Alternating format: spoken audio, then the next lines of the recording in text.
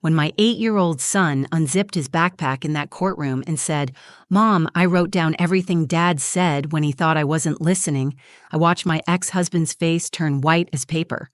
My name is Sarah Chen, and 6 months ago, I was losing the most important battle of my life, not against cancer or poverty or any of the things you might expect a single mother to face.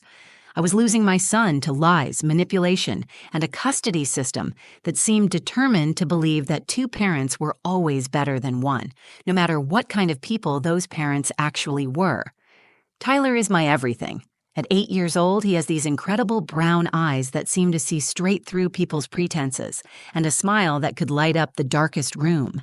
He's the kind of kid who still believes in superheroes and fairness, who thinks that telling the truth should always be enough to make things right. For months, I watched that innocence slowly drain away as he became a pawn in a game I never wanted to play. My ex-husband, Marcus Williams, is the kind of man who looks perfect on paper. Successful marketing executive, homeowner married to Jessica, a sweet-faced elementary school teacher who bakes cookies for PTA meetings and posts inspirational quotes on social media. Together, they presented this picture-perfect image of stability and family values. Meanwhile, I was the overworked nurse living in a 2-bedroom apartment, pulling double shifts at Seattle Children's Hospital just to make ends meet. "She's not stable enough to raise a child full-time," Marcus would tell anyone who'd listen. "Tyler needs structure, consistency, a real family environment." Jessica would nod sympathetically and add, "We just want what's best for Tyler. Sarah tries, but she's overwhelmed, you know? The child needs both parents present, not just one parent who's always at work." What they didn't say out loud, at least not where other adults could hear, was much darker.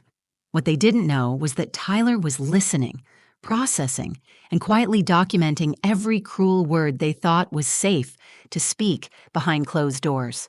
For months, I watched my son change. He'd come home from weekend visits with his father acting withdrawn and confused. He'd ask me questions that broke my heart, questions that no 8-year-old should have to ask. "Mom, did you really only have me to make Dad stay with you? Or Jessica says you get jealous when I have fun at their house. Do you?" I tried so hard to take the high road. My therapist, my lawyer, even my own mother kept telling me not to speak badly about Marcus in front of Tyler. "Don't put him in the middle," they'd say. "Let him form his own opinions." So I bit my tongue when Tyler would repeat something obviously planted by his father. I smiled and changed the subject when he'd compare our small apartment to their big house, with the pool and the gaming room. But I was losing him. Every visit to his father's house seemed to create more distance between us. Tyler started questioning everything I said, looking at me with suspicion that belonged on a much older face. He'd flinch when I tried to hug him goodbye for his weekends with Marcus, like he was betraying someone just by showing me affection. The breaking point came on a rainy Thursday in March. Tyler had been particularly quiet after his last visit, barely touching his dinner and avoiding eye contact.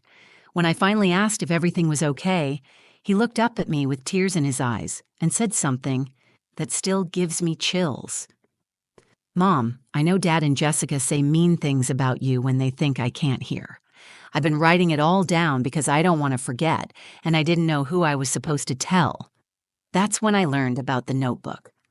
Tyler had been keeping a detailed record of every conversation he'd overheard, every cruel comment made when adults thought he was asleep or distracted by video games. In his careful 8-year-old handwriting, he documented months of manipulation, lies, and emotional abuse that would make any parent's blood run cold.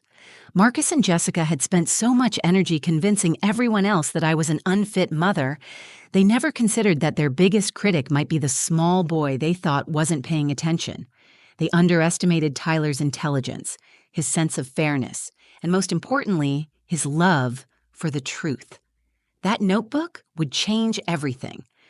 But first, I had to find the courage to let my 8-year-old son speak his truth in a room full of adults who held our future in their hands. Let me paint you a picture of what my life looked like before everything changed. I'm Sarah Chen, 32 years old, and I've been a pediatric nurse at Seattle Children's Hospital for almost 8 years.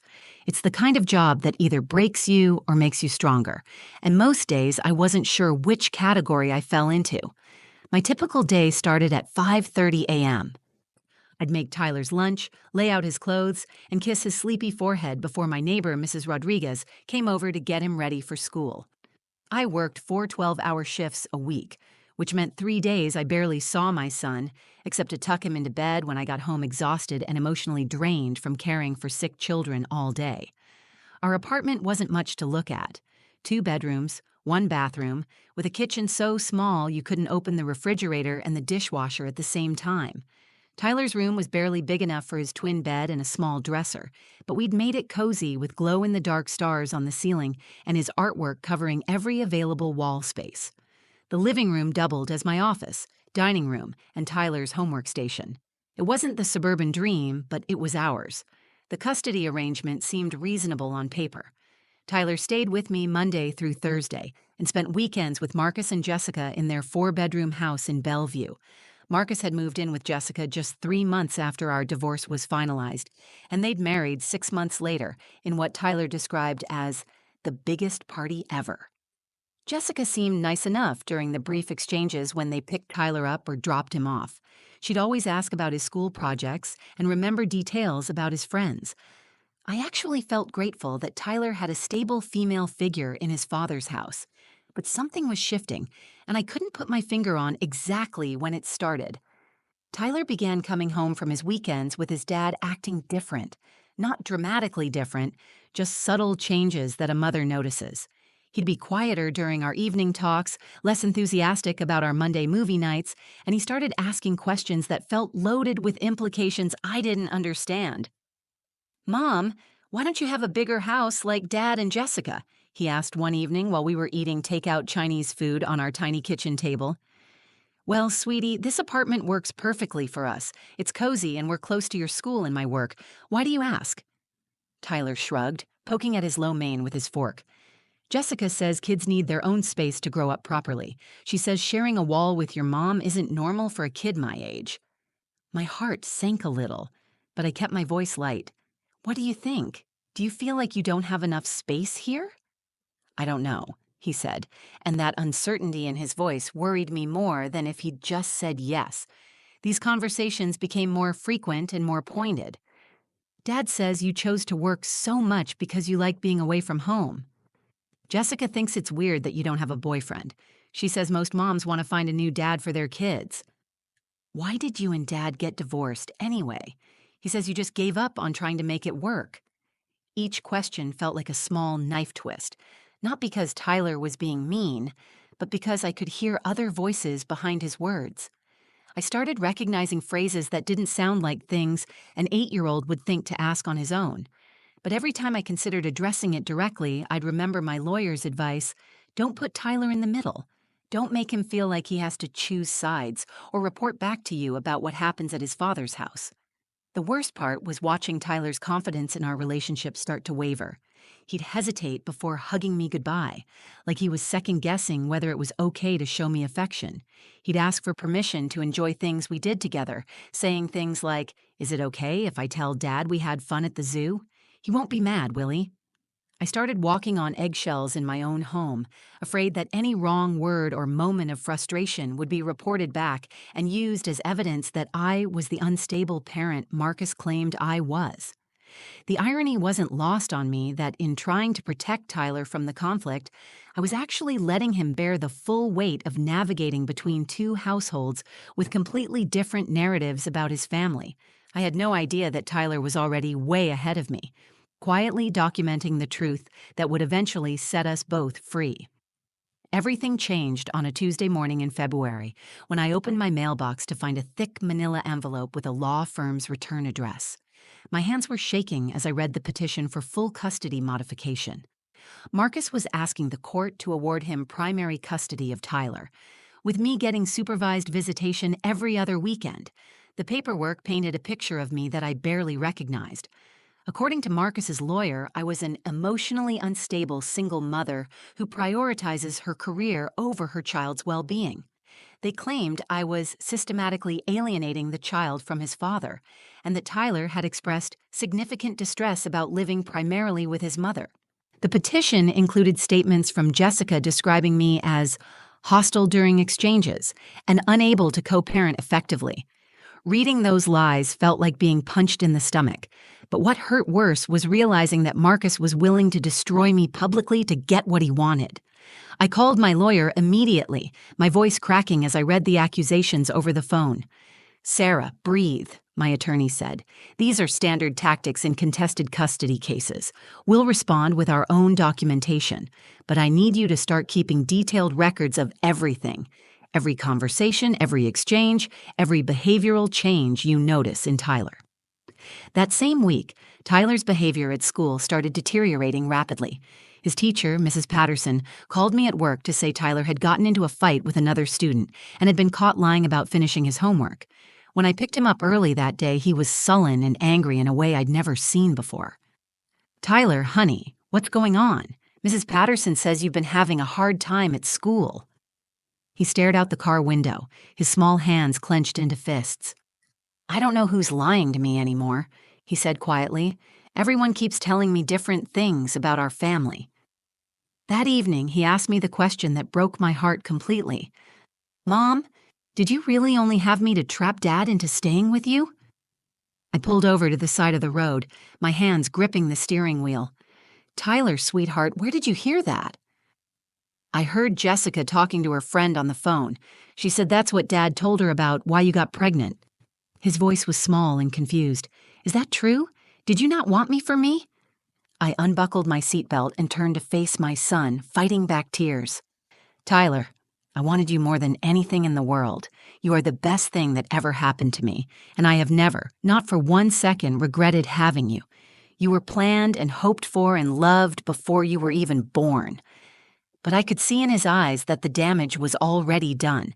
Someone he trusted had planted a seed of doubt about his very existence, and no amount of reassurance from me could completely erase that. The breaking point came the following weekend. When Marcus arrived to pick Tyler up, he was 30 minutes late and didn't apologize. Tyler hugged me goodbye, but it was mechanical, distant. As they walked to Marcus's car, I heard him say, loudly enough for me to hear, "He's too young to understand the truth about what kind of person his mother really is. Kids his age believe whatever the person feeding them tells them." Jessica, getting out of the passenger seat, added with a sweet smile that didn't reach her eyes, "She's been feeding him lies about us for months, but children aren't stupid. They know who really cares about them. Tyler's smart enough to see through the manipulation." I stood in my doorway, watching them drive away with my son, feeling more helpless than I'd ever felt in my life. They were systematically destroying Tyler's trust in me, using him as a weapon in their own twisted game, and I felt powerless to stop it. That Sunday night, Tyler came home quieter than ever. He barely spoke during dinner, went to bed without his usual bedtime story, and I could hear him crying softly in his room after I thought he'd fallen asleep. When I tried to comfort him, he pulled away from me. "Tyler, please talk to me. What's wrong?" He looked up at me with red-rimmed eyes and said words that still haunt me. "Mom, I'm scared I'm going to forget which things are true and which things are lies. Everyone keeps telling me different stories about our family, and I don't know what to believe anymore." That night, lying awake staring at my ceiling, I realized I was losing the most important battle of my life, and I had no idea how to fight back without making things worse for Tyler. The custody hearing was scheduled for March 15th, just 3 weeks away. I was drowning in paperwork, legal fees I couldn't afford, and sleepless nights wondering how I was going to prove that I was a good mother when my own son seemed to be slipping away from me day by day. It was during one of those sleepless nights that I made a decision that would change everything. Instead of continuing to walk on eggshells around Tyler, pretending that nothing was wrong, I was going to be completely honest with him. Not about the ugly details of the divorce or the things his father was saying about me, but about my love for him and my commitment to fighting for our relationship. The opportunity came on a Wednesday evening after Tyler had spent a particularly difficult day at school. His teacher had called to say he'd been distracted and emotional, asking to go to the nurse's office twice with mysterious stomach aches. When I picked him up, he was unusually quiet, staring out the car window with that distant look I'd come to dread. Instead of driving straight home, I pulled into the parking lot of our favorite ice cream shop. "Tyler, I think we need to talk, and I want to do it somewhere special. Are you okay with getting some ice cream and having a real conversation?" He nodded, but I could see the wariness in his eyes. We ordered our usual chocolate chip cookie dough for him, mint chocolate chip for me, and found a quiet booth in the corner. For a few minutes, we ate in comfortable silence, and I watched some of the tension leave his small shoulders. "Tyler," I said gently, "I need you to know something really important. No matter what anyone tells you, ever, I love you more than anything in this world. You are not a mistake. You were never a trap, and you are the most wonderful thing that has ever happened to me. Do you understand that?" His eyes filled with tears, and he nodded quickly. "I know, Mom. I know you love me. But something else is happening, isn't it? Something that's making you feel confused or scared or sad?" That's when the floodgates opened. Tyler started crying, not the quiet tears I'd seen before, but deep, shaking sobs that seemed to come from somewhere much deeper than an 8-year-old should have to reach. "Mom, I hear Dad and Jessica talking about you when they think I'm not listening. They say mean things, and they tell me things about you that don't sound right, but they're adults, and I'm supposed to believe adults. But then I come home, and you're nice to me, and you make my favorite dinner, and you help me with my homework, and I don't understand why they would say those things if they're not true." I reached across the table and took his small hands in mine. "Tyler, what kind of things do they say?" "They say you're jealous of Jessica because she's prettier and nicer. They say you only work so much because you don't really want to take care of me. They say you tell lies about Dad to try to make me not love him anymore." He wiped his nose with his sleeve. "But Mom, I've never heard you say anything bad about Dad. And you do want to take care of me, right? You're not just pretending?" My heart was breaking for this little boy who was trying so hard to make sense of the adult world's cruelty. "Tyler, I am never pretending when it comes to you, and I work hard because I want to take care of you, not because I want to get away from you. You're my favorite person in the whole world." He was quiet for a moment, processing this. Then he said something that completely floored me. "Mom, I've been writing down the things they say when they don't know I'm listening. I started doing it because I was afraid I would forget what was real and what wasn't. I wrote it in my notebook with the Captain America cover. I wrote down the dates and times and exactly what they said." I stared at him, this brilliant, intuitive child who had been protecting himself in the only way he knew how. "Tyler, you've been keeping a record?" He nodded. "I didn't know if I should tell you because I didn't want to make you sad. But also, I didn't know if I should tell Dad because I didn't want him to be mad at me for listening. So I just wrote it down." "Can you show me this notebook?" "It's in my backpack. I keep it with me all the time." He looked up at me with those serious brown eyes. "Will you read it? Will you help me figure out what's true?" That night, sitting on Tyler's bed, I read page after page of his careful handwriting, documenting months of psychological manipulation, direct quotes, dates, times, and his own confused observations about why adults would say such hurtful things. As I read, I realized that Tyler hadn't just been protecting himself. He'd been protecting me, too, gathering evidence of the truth I'd been too afraid to seek out myself. "Tyler," I said when I finished reading, "would you be willing to show this to the judge? To tell him what you've heard and how it makes you feel?" He looked scared but determined. "Will it help us stay together?" "I think it might, but it means you'll have to be very brave." Tyler straightened his shoulders. "I can be brave, Mom. I want to tell the truth." March 15th arrived gray and drizzling, the kind of Seattle morning that matches your mood when you're walking into the most important day of your life. Tyler wore his best button-down shirt and khakis, clutching his Captain America backpack like a lifeline. In the courthouse elevator, he looked up at me with those serious brown eyes and whispered, "Mom, what if they don't believe me?" "They'll believe you, sweetheart. Just tell the truth exactly like you wrote it down." The family courtroom was smaller than I'd expected, with wood-paneled walls and fluorescent lighting that made everyone look pale and tired. Marcus and Jessica sat at the plaintiff's table with their lawyer, a sharp-dressed woman who kept shuffling through thick folders of documentation. Jessica had chosen a conservative navy dress and pulled her hair back in a neat bun, playing the part of the concerned stepmother perfectly. Marcus wore his most expensive suit and that confident smile he used to charm clients. Judge Patricia Hoffman was a woman in her 60s, with silver hair and kind but no-nonsense eyes. She'd been on the family court bench for 15 years, according to my lawyer, and had a reputation for seeing through manipulation tactics. Your Honor, Marcus's attorney began, we're here today because my client is deeply concerned about his son's well-being. Tyler has been exhibiting behavioral problems at school, emotional distress during transitions between households, and has expressed to his father that he feels more comfortable in the stable, two-parent environment that my client and his wife provide. She presented a folder of documentation, school reports about Tyler's recent behavioral issues, a psychological evaluation that painted me as an overwhelmed single mother, and statements from Jessica about Tyler's supposed comments regarding his preference for their household. When it was our turn, my lawyer kept it simple. Your Honor, we believe there's more to this story than what's been presented. With the court's permission, Tyler has something he'd like to share directly with you. Judge Hoffman leaned forward slightly, her attention focusing on Tyler, who sat between my lawyer and me, his backpack on his lap. Tyler, would you like to tell me something? Tyler's voice was quiet but steady. Yes, ma'am. I brought something I want to show you. Marcus tried to interrupt. Your Honor, I object to having an 8-year-old child manipulated into Mr. Williams.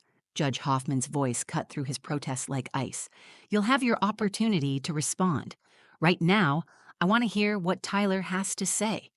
She turned back to my son with a gentle smile. Go ahead, Tyler. Tyler unzipped his backpack and pulled out his composition notebook, the one with Captain America's shield on the cover. I wrote down things I heard Dad and Jessica say when they thought I wasn't listening. I wrote down the dates and times because I didn't want to forget, and I didn't know who to tell. The courtroom went completely silent. You could have heard a pin drop. Jessica's face had gone pale, and Marcus was staring at the notebook like it was a bomb about to explode. Would you like to share some of what you wrote? Judge Hoffman asked kindly. Tyler opened to the first page and began reading in his clear, 8-year-old voice. February 3rd, after dinner.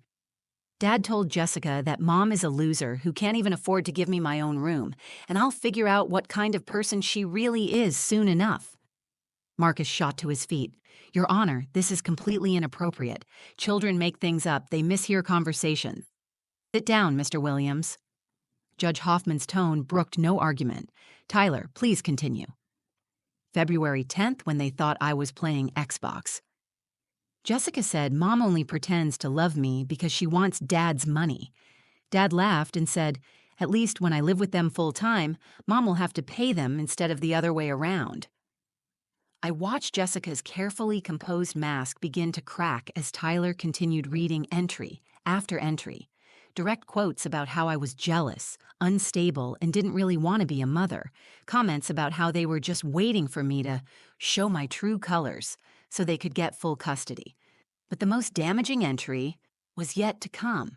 March 1st after my bedtime, but I was still awake. Dad told Jessica he doesn't really want me living there all the time because kids are too much work. But if he gets full custody, Mom will have to pay him money, and I'll still be her problem during the week. Jessica said at least then they'd get paid for putting up with me. The silence that followed was deafening. Marcus had gone white as paper, and Jessica was staring at her hands, unable to meet anyone's eyes. Judge Hoffman looked from Tyler to Marcus to Jessica, her expression unreadable, but her eyes sharp as steel. Mr. Williams, Mrs. Williams, would you care to explain these recorded conversations? Marcus stammered. Your Honor, children misunderstand things. They take comments out of context. These are direct quotes with specific dates and times, Mr. Williams. Are you telling me your 8-year-old son fabricated months of detailed conversations? Tyler looked up at the judge with those serious brown eyes and said quietly, I don't lie, Your Honor. My mom taught me that lying just makes everything worse. In that moment, I knew we had won. Judge Hoffman didn't need to deliberate long. After a brief recess, she returned to the courtroom with a decision that would change our lives forever. Based on the evidence presented today, particularly Tyler's documented testimony, I'm awarding primary custody to Miss Chen. Mr. Williams will have supervised visitation every other weekend until he completes a co-parenting education program and family therapy sessions.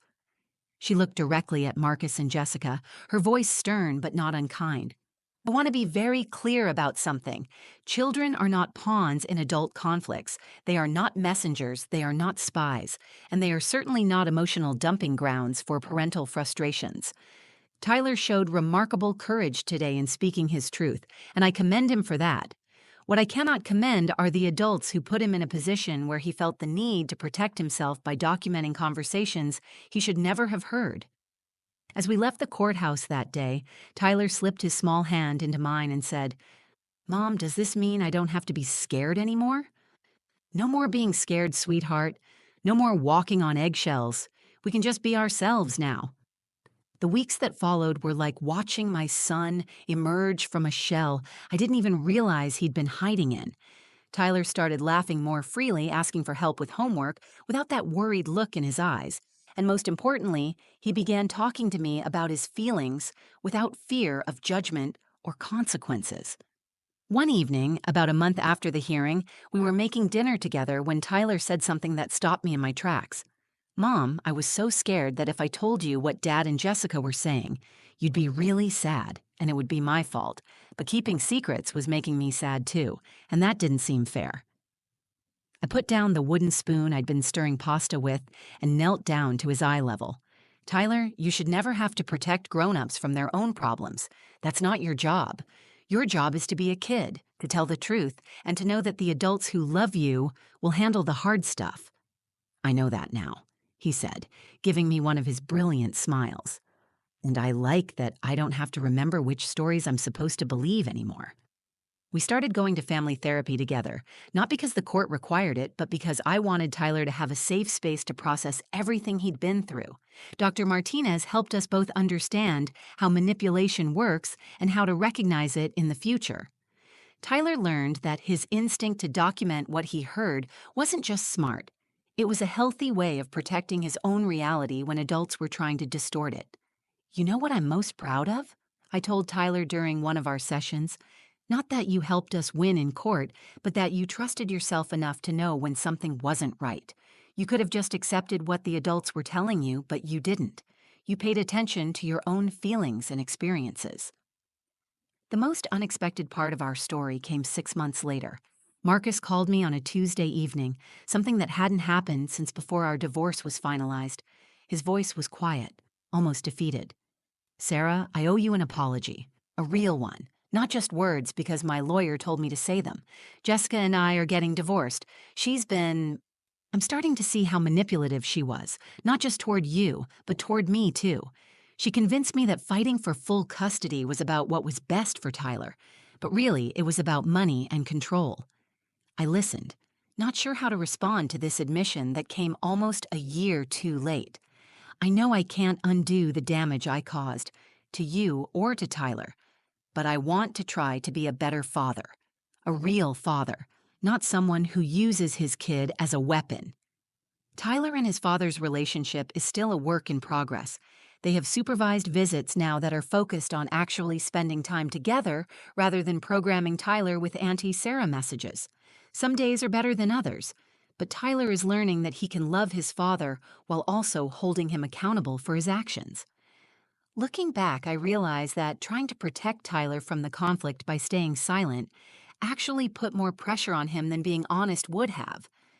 Children are incredibly perceptive, and when we don't give them the truth, they create their own explanations, which are often far worse than reality.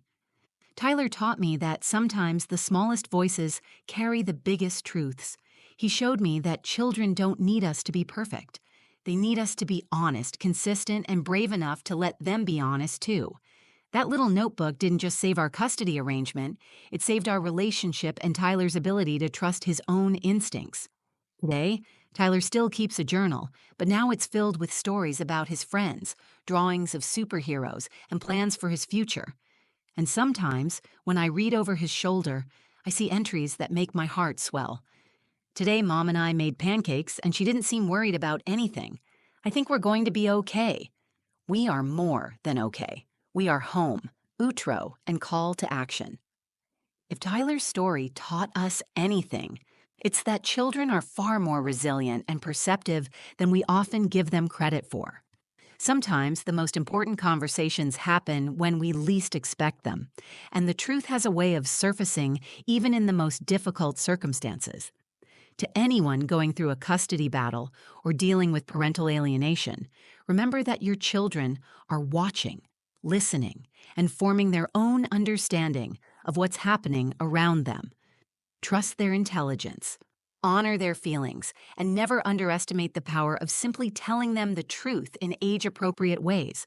And to the kids who might be watching this, if you're caught between adults who are saying confusing or hurtful things, remember that it's not your job to fix grown-up problems.